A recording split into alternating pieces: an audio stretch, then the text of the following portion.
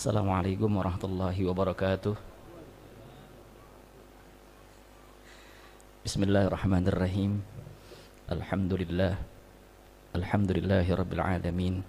Wassalatu wassalamu ala sayyidina wa habibina wa syafi'ina wa qurrati a'yunina wa maulana Muhammadin wa ala alihi wa ashabihi wa man tabi'u ila yaumiddin. Amma ba'du. Kita bersyukur kepada Allah Subhanahu wa taala di sore yang penuh dengan keberkahan ini, di majlis Al-Imam Al-Muhaddis Al-Fahamah Al-Habib Salim bin Ahmad bin Jindan. Mudah-mudahan kita semuanya yang hadir di majlis ini mendapatkan keberkahan berkat beliau. Allah Subhanahu wa taala anugerahkan kepada kita ilmu yang bermanfaat, keistiqomahan untuk senantiasa membanggakan hati Nabi Muhammad sallallahu alaihi wasallam, dan insyaallah kita semuanya kelak diwafatkan oleh Allah dalam keadaan husnul khatimah. Amin ya rabbal alamin. Salawat teriring salam terlimpah curahkan kepada junjungan Nabi kita Muhammad sallallahu alaihi wa alihi wasallam. Semoga kita selaku umatnya mendapatkan syafaat husmahnya di yaumil qiyamah nanti. Amin ya rabbal alamin.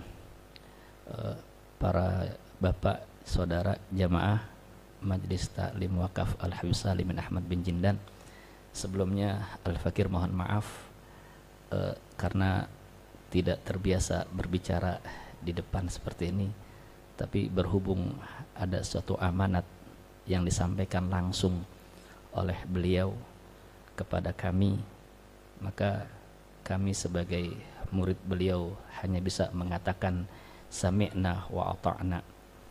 Mudah-mudahan apa yang nanti akan kami sampaikan dapat bermanfaat buat kita semuanya dan untuk menyenangkan hati guru kita. Mudah-mudahan kita semuanya mendapatkan keberkahan daripada keberkah guru kita. Amin ya rabbal alamin. Hadirin wal hadirat rahimakumullah. Alhamdulillah, walaupun di tengah-tengah kita guru kita berhalangan hadir, akan tetapi niat kita dan semangat kita untuk senantiasa duduk di majlis ilmu terus beristiqomah, sebab guru-guru kita telah mengajarkan dari berbagai macam sumber. Pertama daripada Al-Qur'anul Karim dan daripada hadis Nabi Muhammad sallallahu alaihi wa alihi wasallam.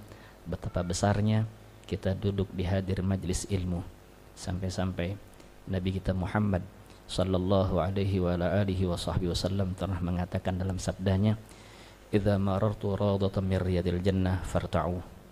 Apabila kalian telah melintas atau melewati daripada taman syurganya Allah Subhanahu wa taala, maka hendaklah mampir sejenak, mampir sesaat. Para sahabat Nabi Muhammad sallallahu alaihi wa alihi wasallam bertanya kepada Rasulullah, "Ya Rasulullah, wa ma radatan min riyadil jannah?" Ya Rasul, apa itu daripada taman syurganya Allah Subhanahu wa taala? Nabi Muhammad sallallahu alaihi wasallam mengatakan bahwa taman syurga yang ada di permukaan bumi ini adalah daripada majlis ilmu. Alhamdulillah, sekarang kita berada duduk di majlisnya para ulama, duduk di taman syurganya Allah Subhanahu wa taala. Disebutkan oleh Rasulullah sallallahu alaihi wa alihi wasallam, sesungguhnya dahulu Sayyidina Luqmanul Hakim pernah berwasiat kepada anak-anaknya. Beliau mengatakan kepada anak-anaknya, berkatakan, "Ya bunayya, wahai anak-anakku, alaikum bima jalastil ulama." Biasakan oleh kalian, lazimkan oleh kalian untuk senantiasa duduk di majlisnya para ulama. Kenapa kita diharuskan untuk duduk di majlisnya para ulama? Dilihat dari berbagai macam sumber. Dari hadis Nabi Muhammad sallallahu alaihi wa alihi wasallam, itu beliau bersabda, dengan duduknya kita sesaat di majlis ilmu, sebagaimana Nabi Muhammad telah memberikan keterangan kepada Sayyidina Ibnu Mas'ud dan mengatakan, "Ya Ibnu Mas'ud, julusaka sa'ah fi majlisil ilmi." Wahai Ibnu Mas'ud, duduknya kamu sesaat di majlis ilmu, wala taktubun harfan wala tamsul qalaman. Kamu tidak menulis satu huruf pun dan kamu tidak menyentuh pulpen. kita datang ke sini dengan niat untuk menuntut ilmu, tidak menyentuh pulpen dan tidak menulis satu huruf pun, yang artinya seseorang tersebut hadir dalam majlis ilmu hanya untuk mendengarkan butiran-butiran mutiara ilmu yang disampaikan oleh guru-guru kita.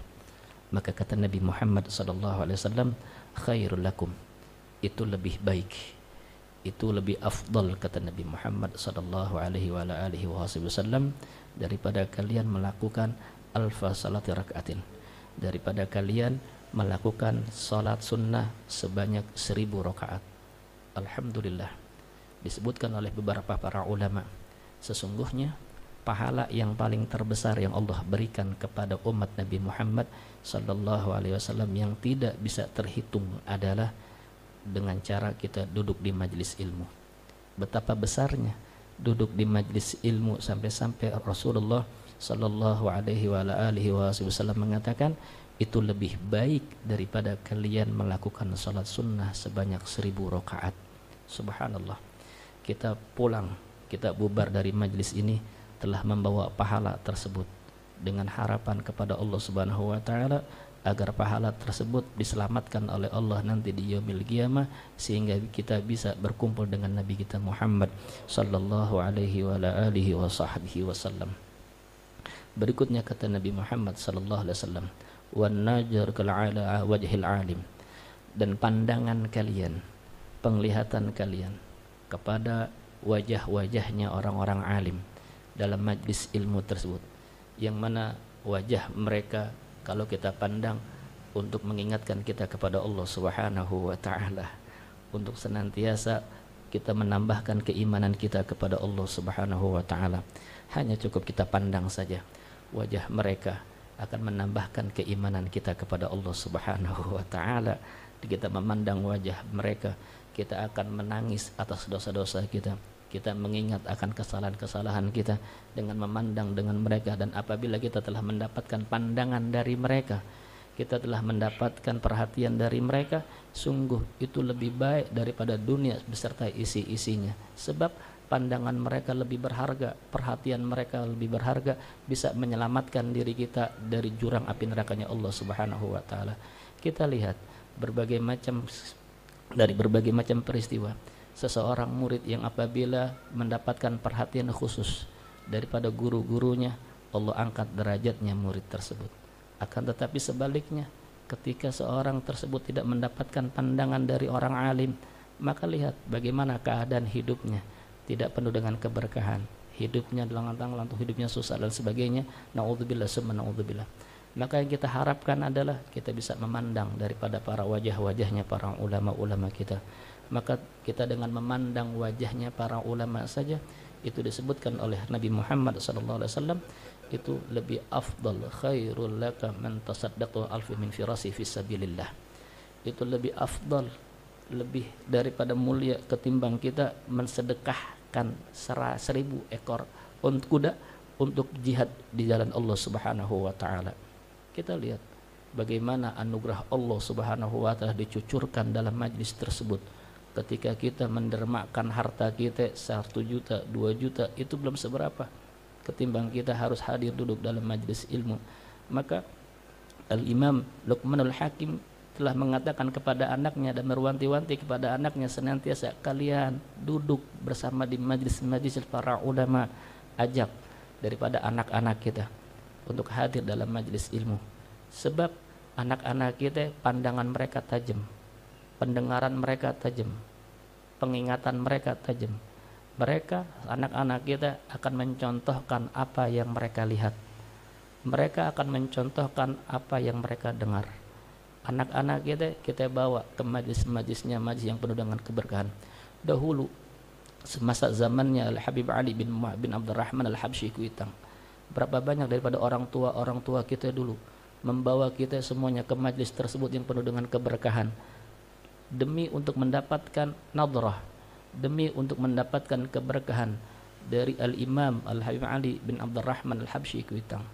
Dan sampai generasi sekarang yang hadir merupakan kebaikan hasanat min hasanatihi min abaih, kebaikan daripada kebaikan ayah-ayah mereka, yang dulu mereka telah dibawa oleh ayahnya, yang ayahnya memandang daripada wajahnya Ali bin Abdurrahman Al-Habsyi, dan anaknya memandang daripada wajahnya daripada Habib Muhammad bin Ali bin Abdurrahman Al-Habsyi wal Habib Salim bin Ahmad bin Jindan. Dipandang mereka, nadrah mereka sungguh memberikan kita kemanfaatan dunia wal akhirah.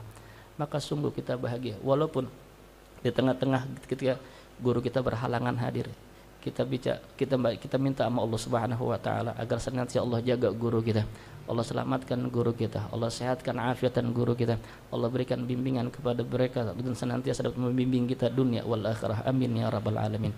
Al-Imam Luqmanul Hakim mengatakan, alaikum bima jalasil ulama, biasakan kalian duduk di majlisnya para ulama. Kemudian wastima'il kalami wal hukama, beliau menitipkan pesan kepada anak-anaknya, hendaklah kalian senantiasa mendengarkan butiran-butiran mutiara-mutiara hikmah yang disampaikan oleh ulama-ulama tersebut dalam majlis tersebut. Bukan hanya sekedar mendengarkan saja, akan tetapi kita bawa pulang manfaatnya, kita terapkan, kita amalkan ilmunya yang telah disampaikan oleh guru-guru kita dalam majlis ilmu. Inilah yang dinamakan ilmu yang bermanfaat. Inilah yang dinamakan ilmu yang berkah, yang apabila kita telah mendapatkan ilmu tersebut, maka kita praktekkan. Kalau ilmu yang kita dapatin kita tidak praktekkan, itu sama seperti pohon yang tanpa ada buahnya. Al ilmu bila amalin ka syajar bila thamarah. Sesungguhnya apabila kita mendapatkan ilmu dari guru-guru kita hanya sebatas numpang lewat, masuk kuping kanan, keluar lagi kuping kanan, yang artinya cuma tektok doang, enggak numpang lewat, keluar kuping kanan, keluar kuping kiri dan sebagainya, akan tetapi ilmu tersebut tidak mengandung keberkahan dari Allah Subhanahu wa taala, bagaikan pohon tanpa buahnya. Na'udzubillah summa na'udzubillah min dzalik. Enggak ada manfaatnya. Ilmu yang bermanfaat adalah apabila kita disertakan dengan adab kepada guru kita, takzim kepada guru kita, menghormatin kepada guru kita, memuliakan guru kita yang telah mengajarkan kita. Itulah yang mendapatkan orang-orang tersebut mendapatkan ilmu yang bermanfaat dari Allah Subhanahu wa taala. Dengerin apa yang mereka bicarain tentang butiran-butiran mutiara ilmu. Kenapa harus kita dengerin? Wastima'il kalami wal hukama. Kemudian Al-Imam Luqmanul Hakim mengatakan, fa innallaha yuhyil qalbal mayyita. Sesungguhnya Allah Subhanahu wa taala akan menghidupkan hati-hati yang gersang, hati-hati yang mati. Hati kita terlalu keras karena kita telah berpolemik, huru-hara, ruak pikuk dengan kehidupan dunia sana, dunia sini dan sebagainya, menjadikan hati kita yang keras. Yang menyebabkan hati kita keras adalah karena kita terlalu sibuk dengan urusan orang lain. Apabila kita terlalu sibuk dengan urusan orang lain, ambil kabar, maka sesungguhnya amal ibadah kita akan dihapus oleh Allah Subhanahu wa taala, tidak ada gunanya. Al-Imam Ibnu Hajar Al-Asqalani dalam kitabnya beliau mengatakan, sittatu asya' tuhbitul a'mal. Sesungguhnya ada 6 perkara, ada 6 hal yang dapat menyebabkan amal ibadah kalian terhapus di hadapan Allah Subhanahu wa taala. Yang pertama, al-ishtighalu bi uyubil khalq. Kita terlalu sibuk dengan urusan orang lain. Sedangkan urusan kita sama Allah Subhanahu wa taala bagaimana? Bagaimana salat kita? Bagaimana puasa sunnah kita? Bagaimana sedekah kita? Kepikir berapa banyak dosa-dosa kita di hadapan Allah Subhanahu wa taala. Bagaimana anak-anak kita salatnya? Bagaimana daripada anak-anak kita baca Qur'annya? Hendaklah perhatikan keluarga kita untuk senantiasa membaca Al-Quran, untuk senantiasa hadir dalam majlis ilmu, untuk senantiasa tutup aurat bagi kaum perempuan kita. Perhatikan, itu jauh lebih penting buat diri kita karena dapat menyelamatkan kita dari api nerakanya Allah Subhanahu wa taala. Sebagaimana firman Allah Subhanahu wa taala, ya ayyuhalladzina amanu qu anfusakum wa ahlikum nara. Hai orang-orang yang beriman, kata Allah Subhanahu wa taala, hendaklah kalian jaga diri kalian. Jaga diri kalian, bukan diri orang lain. Oleh karena itu, jangan pernah sibuk dengan urusan orang lain. Orang lain mau mencaci maki orang lain, biarin. Orang lain mau memfitnah orang lain, biarin. Orang lain mau menjatuhkan martabat orang lain, biarin. Kita nggak ada urusan sama orang-orang semodel semacam itu. Fokuskan diri kita untuk senantiasa bermujahadah kepada Allah Subhanahu wa taala, untuk senantiasa menyibukkan waktu-waktu kita untuk ibadah kepada Allah Subhanahu wa taala. Jangan sampai waktu-waktu yang Allah berikan kepada kita buang sia-sia hanya karena lantaran ngurusin dosa orang lain, ketimbang harus berintrospeksi diri tentang urusan kita kepada Allah Subhanahu wa taala. Pelihara diri kita, jaga diri kita. Bagaimana akhlak kita kepada Allah Subhanahu wa taala ketika lagi sholat? Sudahkah pakai siwak kita? Sudahkah sholat kita berjamaah? Sudahkah qiyamul lail kita dalam keadaan istiqamah?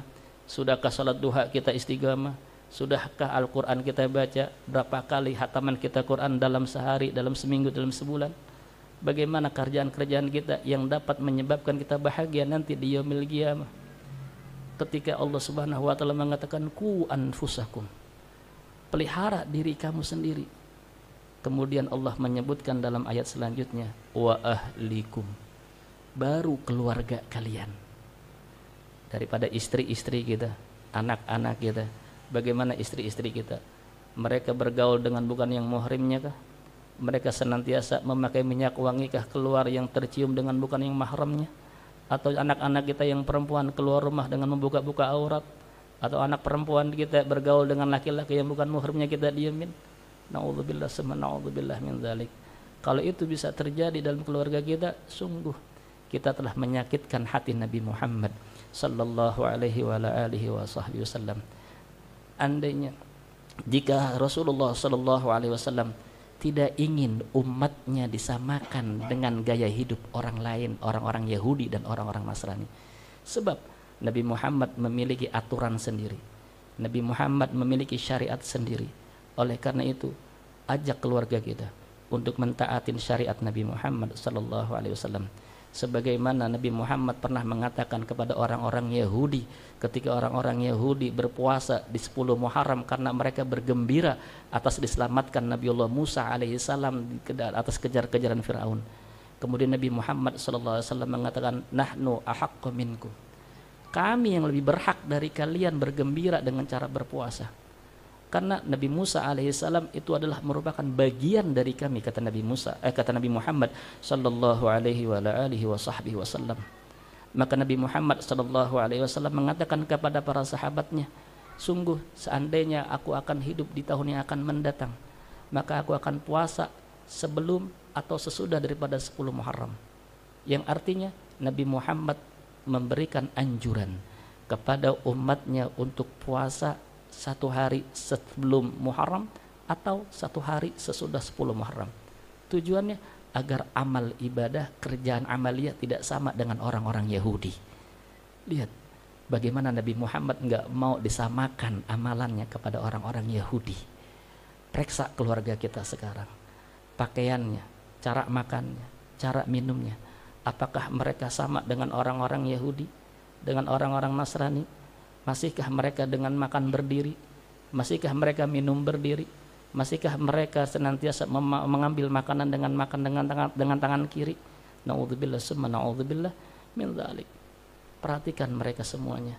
Jangan sampai keluarga kita itu menyeret diri kita sebagai orang tua ke dalam jurang api nerakanya Allah Subhanahu wa taala. Kalau memang kita benar-benar beriman kepada Allah Subhanahu wa taala, hendaknya kita perhatikan daripada keluarga kita daripada selamat dari jurang api nerakanya Allah Subhanahu wa taala. Hadir di majelis ilmu dapat melunakkan daripada hati kita yang keras. Hati yang keras bagaimana? Hati yang keras adalah ketika kita tidak bisa menerima nasihat dari orang-orang baik untuk melakukan hal-hal yang baik. Jangan sampai ketika kita tidak bisa menerima perhatian atau nasihat dari orang-orang baik dengan perihal yang baik, kita tidak bisa menerima. Kalau seandainya kita tidak bisa menerima nasihat dari orang baik, hati kita karena keras, ambil kabar, kita digolongkan oleh Allah Subhanahu wa taala menjadi orang-orang kafir. Sebab ciri mereka orang-orang kafir dalam Al-Qur'an, innalladzina kafaru sawaun alaihim a'anzartahum am lam tunzirhum la yu'minun. Mereka orang-orang kafir. Siapa mereka orang-orang kafir? Yang pertama, orang-orang kafir itulah mereka yang keluar dari agama Islam. Yang bukan agama Islam jelas orang kafir. Orang kafir yang kedua siapa maknanya? Orang kafir maknanya adalah mereka yang mengingkari keislamannya walaupun dia beragama Islam. Na'udzubillah summa na'udzubillah min dzalik. Disuruh sedekah dia nggak sedekah, dia mengingkari dengan kebenaran sedekahnya. Disuruh puasa dia nggak mau puasa karena dia mengingkari daripada karomah atau kelebihan atau kemuliaan puasa itu sendiri. Na'udzubillah summa na'udzubillah min dzalik. Mereka orang-orang kafir sama saja. Ketika diberikan nasihat atau tidak diberikan nasihat, diberikan peringatan atau tidak diberikan peringatan, mereka sama saja. La yu'minun, mereka nggak bakalan percaya. Jangan sampai kita orang Islam sebagai umat Nabi Muhammad hati kita seperti itu.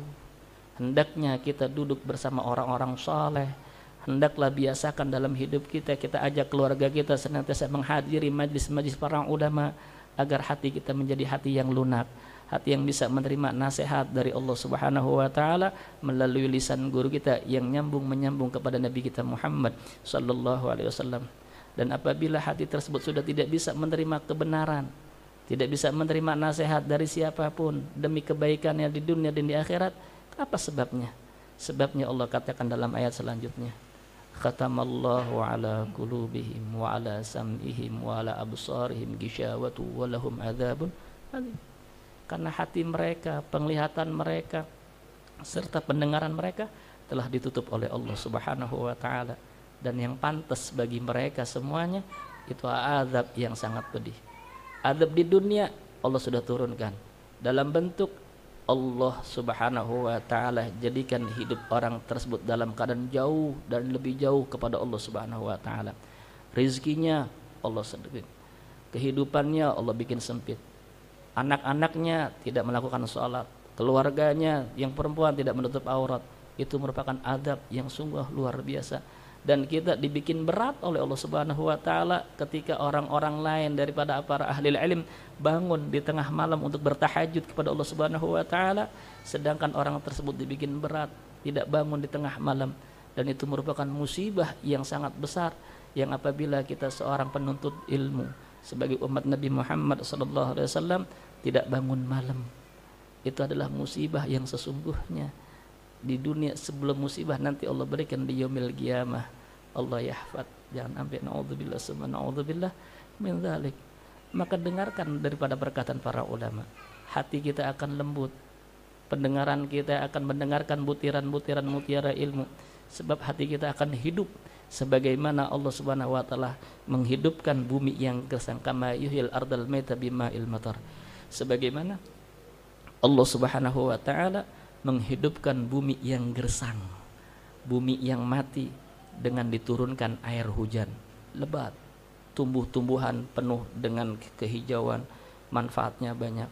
Apabila seseorang tersebut yang telah memiliki hati yang keras, dengan seiring dia waktu berjalan hadir dalam majlis ilmu, Allah akan membuat hatinya menjadi hati yang lunak, hati yang senantiasa menerima kebenaran dari Allah Subhanahu wa taala, gampang meneteskan air mata karena mengingat dosa-dosanya, gampang meneteskan air mata karena mengingat kesalahan-kesalahannya, sehingga orang tersebut tidak dibikin nama Allah Subhanahu wa taala sibuk dengan urusan orang lain.